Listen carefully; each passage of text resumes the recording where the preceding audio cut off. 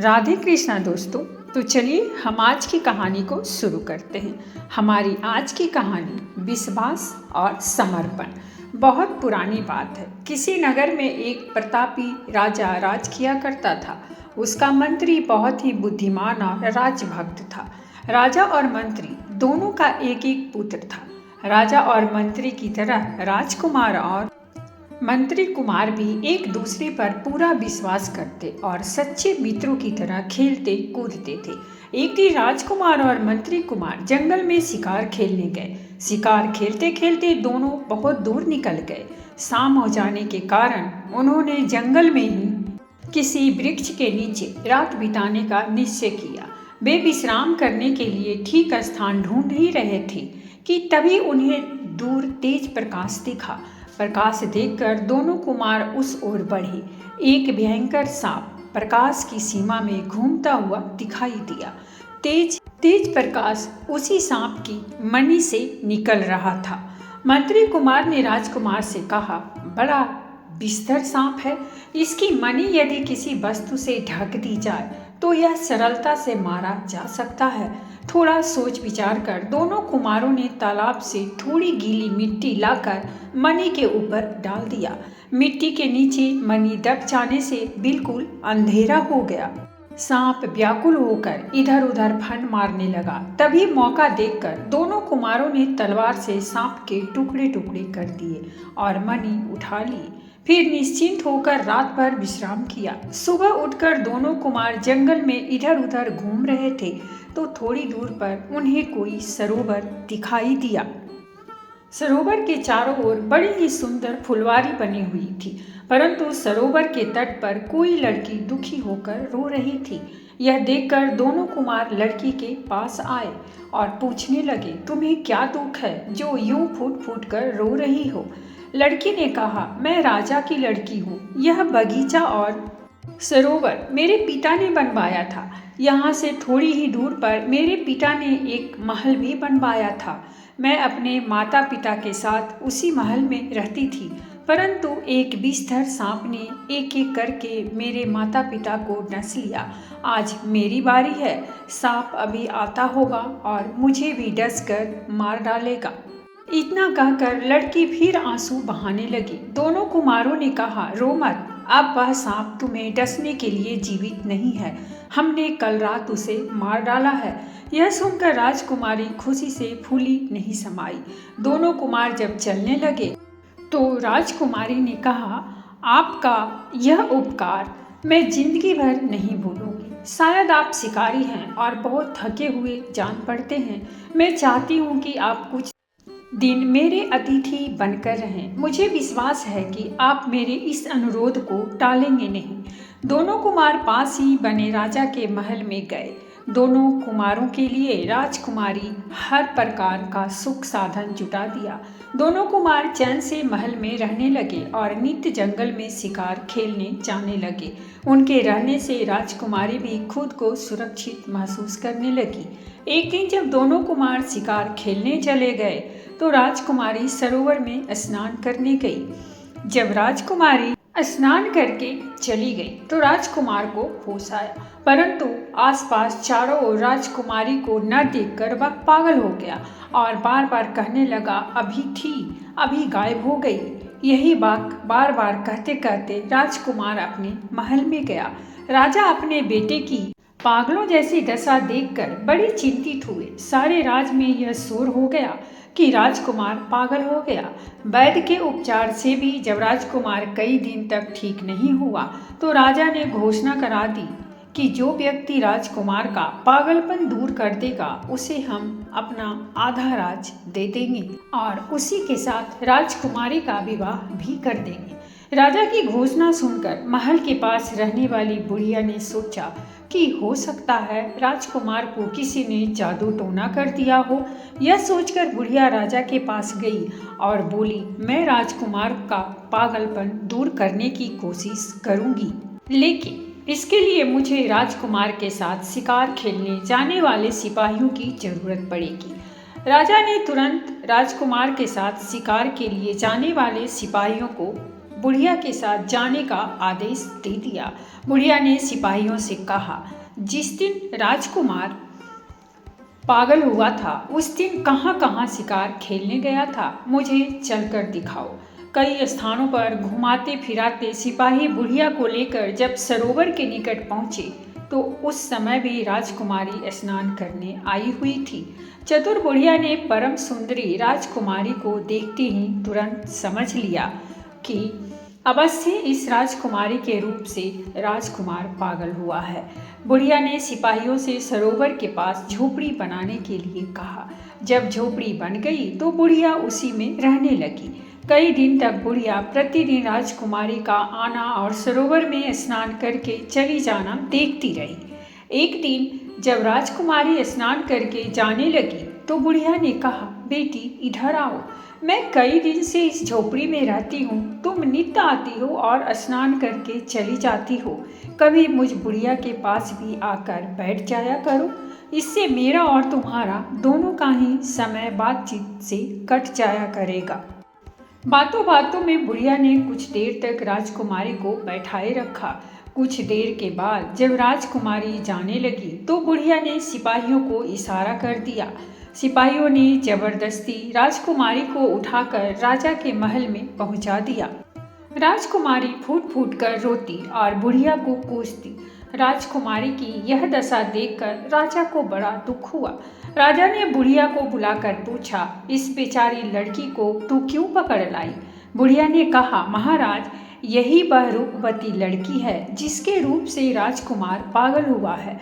राजा को जब बुढ़िया की बातों पर विश्वास हो गया तो राजकुमारी से बोला, बेटी तुम्हें यहाँ किसी प्रकार का कष्ट नहीं होगा। यदि सच में तुम्हारे कारण मेरा बेटा पागल हुआ है तो तुम मेरी सहायता करो।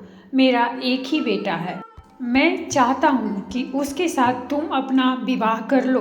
राजकुमारी बुढ़िया की दुष्टता से क्रोध के मारे जल रही थी। उसने कहा, इस पर विचार करने के लिए मैं 2 वर्ष की तपस्या करूँगी, इसके बाद मैं अपना विचार बताऊँगी।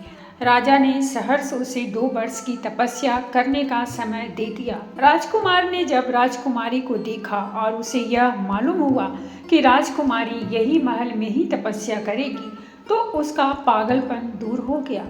उधर राजकुमार और मंत्री कुमार जब शिकार खेलकर लौटे तो पता चला कि राजकुमारी सुबह से गायब है। राजकुमार को इससे बड़ा दुख हुआ। थोड़ा विचार विमर्श के बाद मंत्री कुमार ने राजकुमार से कहा, आप दुखी ना हों, मैं हर संभव प्रयत्न करके राजकुमारी को खोज निकालूंगा। उसी दिन से मंत्री कुमार नित्य ही दूर दूर तक जाकर राजकुमारी की खोज करने लगा। इसी तरह बहुत दिन बीत गए परंतु राजकुमारी का कुछ भी पता न चला। अंत में एक दिन ढूंढते ढूंढते मंत्री कुमार उसी राज्य में पहुंचा जिसमें कि राजकुमारी को बंदी बनाकर लाया गया था। मंत्री कुमार जिस नगर में भी जाता था वहाँ के राजा, रानी, राजकुमार और राजकुमारी के बारे में जरूर पूछताछ करता था। उस राज्य में भी पहुंचकर मंत्री कुमार ने किसी नगरवासी से पूछा, क्यों भाई, इस नगर का राजा कैसा है? नगरवासी ने कहा, राजा तो बहुत अच्छा है पर इन दिनों वह बड़ी परेशानी में पड़ा हुआ है। मंत्री कुमार ने पूछा, कैसी परेशानी भाई? नगरवासी ने बताया, राजकुमार एक दिन जंगल में शिकार खेलने गया तो वहाँ किसी सुंदरी के रूप को देखकर मूर्छित हो गया था और तभी से पागल हो गया था। राजा ने राजकुमार के पागलपन को दूर करने के लिए आधा राजपाट और राजकुमारी से शादी कर देने की घोषणा की। एक बुढ़िया ने उस सुंदरी को बंदी बनाकर राजा के पास ला दिया। अब राजा उस बुढ़िया को आधा राजपाट देकर उसके लड़के के साथ अपनी राजकुमार की शादी करेगा। मंत्री कुमार ने पूछा, तो उस सुंदरी से राजकुमार की शादी हो गई? नगरवासी ने कहा, नहीं, शादी तो अभी नहीं हुई। वह सुंदरी 2 वर्ष से तपस्या कर रही है। अब 2-4 दिन में वह अपना विचार राजा को बताएगी। परंतु सुंदरी के आने से राजकुमार का पागलपन दूर हो गया है। मंत्री कुमार ने पूछा, बुढ़िया और उसका लड़का कहाँ है? नगरवासी ने बताया, राजमहल के पास ही बुढ़िया की झोपड़ी है। उसका लड़का पागल है। 3-4 साल बाद कहीं से मांगता खाता इधर भी आ जाता है, क्योंकि राजा वचन दे चुका है। इसलिए अपनी राजकुमारी की शादी उस पागल से अवश्य कर देगा। मंत्री कुमार ने उस नगरवासी से सारा हाल चाल और बुढ़िया के पागल लड़के की सूरत शक्ल का पता लगा लिया। पूरी बात जान लेने के बाद मंत्री कुमार लौटकर राजकुमार के पास गया और थोड़ा संतोष देकर मंत्री कुमार फिर वहां से निकला। रास्ते में ही उसने बुढ़िया के पागल लड़के का भेष बना लिया और पागलों की तरह बकता बड़बड़ाता बुढ़िया की झोपड़ी में गया। बुढ़िया ने उसे अपना लड़का समझकर बहुत प्यार किया। फिर खाना देते हुए बोली, अच्छा हुआ बेटा तू चला आया। तेरे साथ अब राजकुमारी की शादी हो जाएगी। मेरे तेरे लिए अब महल बन जाएगा। तू भी अब राजा का आधा राज्य लेकर राजा बन जाएगा। परंतु मंत्री कुमार कुछ भी नहीं बोलता था, और यदि बोलता था तो बिल्कुल उसके पागल लड़के जैसा। खा पीकर उस रात वह बुढ़िया की झोपड़ी में ही सो गया। दूसरे दिन सवेरा होते ही सारे राज्य में शोर हो गया कि बुढ़िया का लड़का आ गया। बुढ़िया भी खुशी खुशी लड़के को राजमहल दिखाने ले गई। राजा ने बुढ़िया के लड़के को दामाद मान सारे राजमहल में घूमने फिरने और अपनी लड़की देखने की आज़ादी दे दी, यानी कि आज्ञा दे दी। मंत्री कुमार बुढ़िया के लड़के के रूप में पागल बनकर सारे महल में घूमने फिरने लगा और राजा की लड़की से पागलों की तरह बोलता हुआ यहाँ से वहाँ और वहाँ से यहाँ भी गया, जहाँ की राजकुमारी तपस्या कर रही थी। राजकुमारी के पास पहुंचकर मंत्री कुमार ने बहुत धीरे से कहा, मैं बुढ़िया के लड़के का रूप बनाकर तुम्हारे पास तक पहुंचा हूँ। अब तुम चिंता मत करो, मैं रात को इसी पागल वेश में तुम्हारे पास आऊँगा। तुम तैयार रहना और मौका देखकर मैं तुम्हें यहाँ से निकाल ले चलूँगा। राजकुमारी ने मंत्री कुमार को पहचान लिया। वह बहुत प्रसन्न हुई, बोली, मैं तैयार रहूँगी। मेरी इतनी बरसों की तपस्या आज सफल हुई। अब मुझे कोई चिंता नहीं है। राजकुमारी से बातचीत करके मंत्री कुमार पागलों की तरह इधर उधर देखते हुए बुढ़िया की झोपड़ी में चला गया। रात को जब सभी कर्मचारी सो गए तो मंत्री कुमार बुढ़िया के पुत्र के रूप में पागलों जैसा बड़बड़ाता हुआ इधर उधर घूमने लगा। सिपाही और कर्मचारी उसे राजा का दामाद मानकर कुछ नहीं बोलते थे। उसके लिए हर समय आने और जाने की पूरी छूट थी। मंत्री कुमार घूमता फिरता महल के भीतर राजकुमारी के पास गया।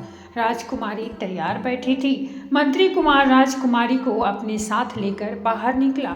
कुछ सिपाहियों ने राजकुमारी को मंत्री कुमार के साथ देखा। उन्होंने समझा कि राजा की लड़की अपने होने वाले पति के साथ कहीं घूमने जा रही है। किसी ने उन्हें रोका नहीं। मंत्री कुमार और राजकुमारी सवेरा होते होते उस राज्य से बाहर हो गए। रात में सुंदरी राजकुमारी के निकल भागने की बात सुनकर राजा बड़ा दुखी हुआ। सारे राज्य में शोक छा गई। मंत्री कुमार जब राजकुमारी को लेकर राजकुमार के पास पहुंचा तो उनके जीवन में जैसे हरियाली सी छा गई। मंत्री कुमार ने राजकुमारी को राजकुमार के साथ विवाह कर लेने की आज्ञा दी। राजकुमार और राजकुमारी पहले से ही एक दूसरे को चाहते थे, इसीलिए मंत्री कुमार की बात दोनों ने मान ली। राजकुमार और राजकुमारी का विवाह हो जाने के बाद मंत्री कुमार ने कहा, हमें घर से निकले 2 वर्ष से अधिक हो गए। हमारे माता पिता दुखी होंगे। अब हमें अपने राज्य में लौट जाना चाहिए। उसी दिन राजकुमार, राजकुमारी और मंत्री कुमार अपने राज्य की ओर चल पड़े। रास्ता बहुत लंबा था। चलते चलते राजकुमारी और राजकुमार थक गए। मंत्री कुमार ने उनके आराम की व्यवस्था एक वृक्ष के नीचे कर दी। जब राजकुमार और राजकुमारी वृक्ष के नीचे आराम कर रहे थे, यानी कि सो रहे थे, तो वृक्ष पर 2 पंछी भी कहीं से आकर बैठ गए। वे आपस में कुछ बातें करने लगे। मंत्री कुमार बुद्धिमान तो था ही, वह पक्षियों की भाषा भी समझता था।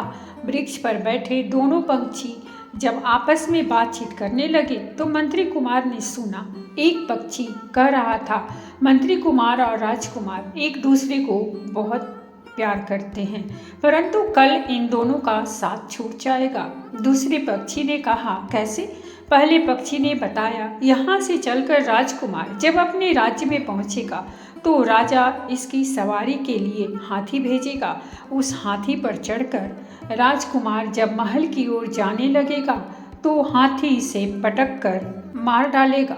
दूसरे पक्षी ने कहा, यह तो बड़े दुख की बात है, क्या किसी तरह से राजकुमार के प्राण नहीं बच सकते? पहले पक्षी ने बताया, यदि राजकुमार को हाथी के स्थान पर घोड़े की सवारी दी जाए तो यहाँ उसके प्राण बच सकते हैं।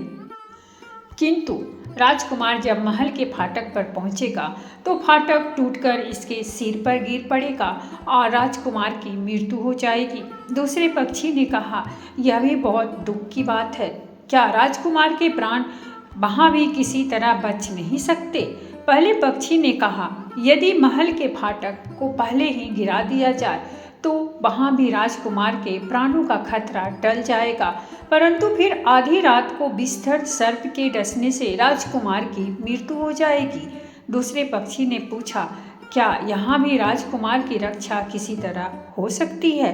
पहले पक्षी ने कहा, यदि सर्प को कोई मार दे तो राजकुमार के प्राण बच जाएंगे, किंतु यदि राजकुमार की रक्षा करने वाला किसी से इन बातों को बताएगा तो पत्थर हो जाएगा।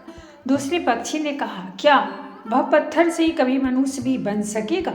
पहले पक्षी ने कहा, यदि उस पत्थर के सामने राजकुमार के 2 पुत्र का बलिदान दिया जाएगा तो वह पत्थर जीवित होकर मनुष्य हो जाएगा। दूसरे पक्षी ने कहा, अंत में फिर भी राजकुमार को अपने 2 पुत्रों का बलिदान देना ही पड़ेगा। क्या राजकुमार के दोनों पुत्र के जीवित होने का कोई भी उपाय तो होगा? पहले पक्षी ने कहा, वही मनुष्य जो पत्थर शरीर से जीवित होकर मनुष्य शरीर धारण करेगा, यदि उन पर अपना हाथ फेर देगा तो वे जीवित हो जाएंगे। सुबह हो गई थी, दोनों पक्षी उड़ गए। मंत्री कुमार उनकी सारी बातें सुनता समझता रहा था। उसने राजकुमार और राजकुमारी को जगाया और राज की ओर चले। दूसरे दिन राजकुमार अपनी सीमा में पहुंचा तो चारों ओर खुशियां मनाई जाने लगी। राजा ने सीमा पर ही उनके लिए सवारियां हाथी, घोड़ा और पालकी भेज दी। किंतु राजकुमार जब हाथी पर सवार होने लगा तो मंत्री कुमार ने, जिसे पक्षी की बातें याद थी, राजकुमार से कहा, राजकुमार, मेरी इच्छा है कि आज मैं हाथी पर चढ़कर राजमहल तक चलूं और तुम घोड़े पर चढ़कर चलो। राजकुमार ने कहा, इसमें कौन सी बड़ी बात है, लो मैं घोड़े पर बैठता हूँ और तुम हाथी पर चढ़ जाओ। मंत्री कुमार हाथी पर, राजकुमारी पालकी में और राजकुमार घोड़े पर चढ़कर महल तक आए। महल के फाटक के पास पहुंचकर मंत्री कुमार ने पक्षी की बात याद करके राजकुमार से कहा, राजकुमार, यदि तुम मेरी बात मानो तो यह फाटक गिरवाकर फिर महल के भीतर प्रवेश करो। राजकुमार मंत्री कुमार की कोई भी बात नहीं टालता था। उसने पिता से कहकर महल का फाटक गिरवा दिया।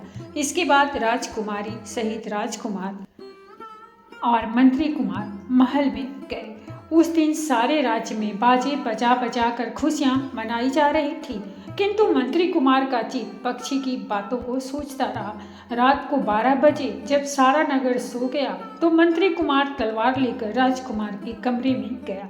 राजकुमार के कमरे के बाहर पहरा देने वाले सिपाहियों ने मंत्री कुमार को देखा, परंतु मंत्री कुमार से राजकुमार की प्रगाढ़ मित्रता थी, इसीलिए किसी ने उसे टोका नहीं।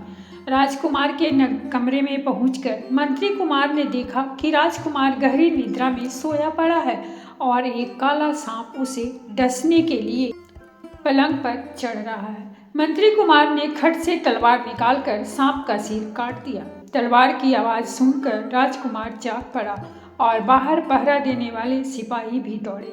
सभी ने मंत्री कुमार के हाथ में नंगी तलवार देखकर बड़ा आश्चर्य किया। सारे महल में तहलका मच गया। सिपाहियों ने मंत्री कुमार को राजा के सामने पेश किया। क्रोध आकर राजा ने बिना कुछ सोचे समझे मंत्री कुमार को फांसी का हुक्म दे दिया। मंत्री कुमार रात भर कारागार में बंद रहा। दूसरे दिन सारी प्रजा के सामने उसे फांसी दी जाने वाली थी। राजकुमार और राजकुमारी मंत्री कुमार के इस व्यवहार को समझ नहीं पा रहे थे। राजकुमारी को तो इस पर विश्वास ही नहीं हो रहा था, परंतु बात कुछ ऐसी हुई, ऐसी उल्टी थी कि किसी का कोई चारा नहीं था। दूसरे दिन जब फांसी का समय हुआ तो भरे दरबार के सामने राजा ने कहा, हमारे यहाँ यह नियम है कि फांसी देते समय अपराधी को की आखिरी इच्छा पूरी करने की कोशिश की जाती है। बोलो, तुम्हारी अंतिम इच्छा क्या है? मंत्री कुमार ने कहा, महाराज, आप न्यायी और कृपालु हैं। यदि आपका यही नियम है तो राजकुमार और राजकुमारी को भी दरबार में बुलाया जाए। उनके सामने कुछ गुप्त भेद की बातें बताना चाहता हूँ। राजकुमार और राजकुमारी जब दरबार में आए तो मंत्री कुमार ने कहा, यद्यपि सारी बातें कह चुकने के बाद थोड़ा थोड़ा करके मेरा शरीर पत्थर का हो जाएगा, फिर भी मुझे इसकी तनिक भी चिंता नहीं है, परंतु मैं मित्रद्रोही कहलाकर इस लोक से जाना नहीं चाहता। मंत्री कुमार ने कहना शुरू किया, महाराज, जब राजकुमार और राजकुमारी के साथ मैं जंगल से लौट रहा था तो एक वृक्ष पर दो पक्षी आपस में बातें कर रहे थे। मैं पक्षियों की भाषा समझता हूँ। एक पक्षी कह रहा था कि महल जाते समय राजकुमार को हाथी पटक कर मार डालेगा, यदि उसे घोड़े पर बैठाया जाए तो उसके प्राण बच सकते हैं। इसी कारण मैंने राजकुमार को घोड़े पर बैठाया था और स्वयं हाथी पर बैठा था। इतना कहने के बाद मंत्री कुमार के पैरों तक पत्थर का हो गया। यह देखकर सबको बड़ा आश्चर्य हुआ। मंत्री कुमार ने आगे बताया, पक्षी ने यह भी कहा था कि राजकुमार यदि हाथी से बच जाएगा तो महल का फाटक गिरने से उसकी मृत्यु हो जाएगी। यदि उसके नीचे पहुंचने से पूर्व ही फाटक को गिरा दिया जाए तो राजकुमार बच सकता है। इसीलिए मैंने राजकुमार से कहकर फाटक गिरवा दिया था। इतना बताने के बाद मंत्री कुमार का शरीर गले तक पत्थर का हो गया। दरबार में बैठे सभी दरबारी दुखी होकर आह आह करने लगे। मंत्री कुमार ने आगे कहा, तीसरी बात पक्षी ने यह कही थी कि रात को 12 बजे जब राजकुमार सो रहा होगा तो एक विषधर सर्प उसे डस लेगा। यदि कोई उस सर्प को मार दे तो राजकुमार के प्राण बच सकते हैं। उसी सर्प को मारने के लिए मैं राजकुमार के कमरे में तलवार लेकर गया था। आप सब जाकर देखिए, राजकुमार के पलंग के नीचे मरा हुआ सर्प पड़ा होगा।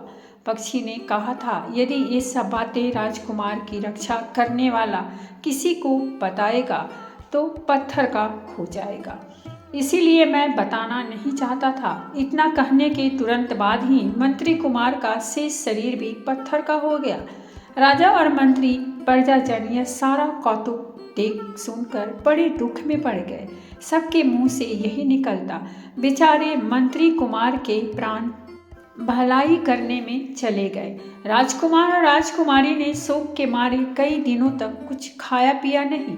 मंत्री कुमार के पत्थर शरीर को राजकुमार ने अपने महल में मंदिर बनवाकर उसमें रख दिया था। राजकुमार और राजकुमारी नित्य उस पत्थर शरीर की पूजा किया करते थे। इसी प्रकार बहुत दिन बीत गए। राजकुमार के 2 पुत्र भी हुए, पर वे मंत्री कुमार के पत्थर शरीर की पूजा निरंतर करते रहे। एक दिन राजकुमार जब पत्थर शरीर की पूजा कर रहा था तो मंत्री कुमार प्रकट होकर बोला, राजकुमार, यदि तुम मुझे निपराध समझते हो और चाहते हो कि मैं फिर से जीवित हो जाऊं तो अपने दोनों पुत्रों का बलिदान मेरे सामने कर दो। राजकुमार मंत्री कुमार की यह बात सुनते ही राजकुमारी के पास गया और बोला, मंत्री कुमार आज स्वयं प्रकट होकर कहता था कि यदि तुम मुझे निपराध समझते हो और चाहते हो कि मैं फिर से जीवित हो जाऊं तो अपने दोनों पुत्रों का मेरे सामने बलिदान कर दो। तुम्हारा क्या विचार है? राजकुमारी ने कहा, मंत्री कुमार ने मेरे और तुम्हारे दोनों के प्राण बचाए हैं, इसीलिए उनके प्राण के लिए हम अपने प्राणों से प्यारे दोनों पुत्र को अर्पित कर देंगे। उसी समय राजकुमार और राजकुमारी ने अपने दोनों पुत्रों का मंत्री कुमार के पत्थर शरीर पर के सामने सम्मुख बलिदान दिया। मंत्री कुमार पुनः जीवित हो गया। उसने राजकुमार और राजकुमारी को धन्य धन्य कहा और हाथ फेर कर उनके दोनों पुत्रों को जीवित कर दिया। राजकुमार और राजकुमारी अपने बीच मंत्री कुमार को फिर से जीवित देखकर बहुत ही प्रसन्न हुए। सारे राज्य में मंत्री कुमार की प्रशंसा की जाने लगी। तो दोस्तों ये थी हमारी आज की कहानी, और अगर कहानी अच्छी लगी हो तो प्लीज़ हमारे चैनल को सब्सक्राइब कीजिए, वीडियो को लाइक और शेयर जरूर कीजिए। कहानी सुनने के लिए बहुत बहुत धन्यवाद। मिलते हैं हम एक नई कहानी के साथ।